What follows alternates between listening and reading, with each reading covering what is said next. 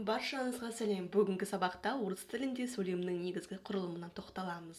Қазақ тілінен айырмашылығы неде? Қазақ тіліндегі сөйлемге тоқталайық. Мысалы, мен мектепке бара жатырмын. Осы сөйлемді бара жатырмын, мен мектепке деп айтпаймыз. Бұл қате болып саналады. Қазақ тілінде әрбір сөздің өз орны бар. Және де егер сөздердің реті өзгерсе, сөйлемнің мағынасы бұзылады, немесе басқа мағына беруі мүмкін. Яғни, баяндауыш сөйлемнің соңында келеді. Мысалы, мен мектепке бара жатырмын. Біз саябақта серуендеп жүрміз. Әкем кеңседе жұмыс істейді. Мысық диванда ұйықтап жатыр. Қазақ тілінде баяндауыш сөйлемнің соңында келеді. Ал енді орыс тіліне тоқталайық. Жаңағы мысалды алайық. Мен мектепке бара жатырмын. Орыс тілінде я иду в школу. Я иду в школу деген сөйлемді біз басқаша айта аламыз. Я в школу иду. В школу иду я. Иду я в школу. В школу я иду. Иду в школу я. Сонымен орыс тіліндегі сөздердің реті салыстырмалы түрде еркін келеді. Яғни реттілік жоқ деген сөз. Енді салыстырайық. Қазақ тілінде баяндауыш сөйлемнің соңында келеді. Мысалы, мен мектепке бара жатырмын. Баяндауыш сөйлемнің соңында тұр.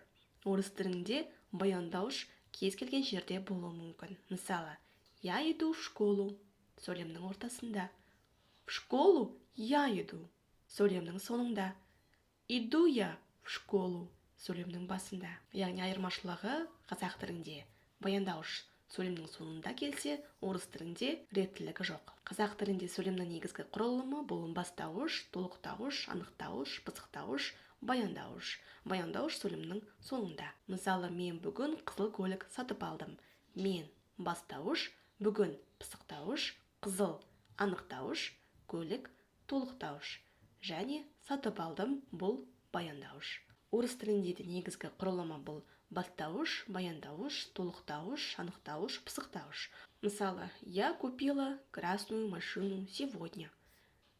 Я бастауыш, купила баяндауыш, красную анықтауыш, машину толықтауыш, сегодня пысықтауыш. Орыс тілінде сөйлем мағыналы болу үшін сөздердің окончанияларын өзгертеміз. Ал зат есімнің окончаниясы падежге байланысты болады. Сонымен бүгінгі сабақта орыс тілінде сөйлемнің негізгі құрылымына және қазақ тілінен айырмашылығы неде екеніне тоқталдық. Келесі сабақта кездескенше.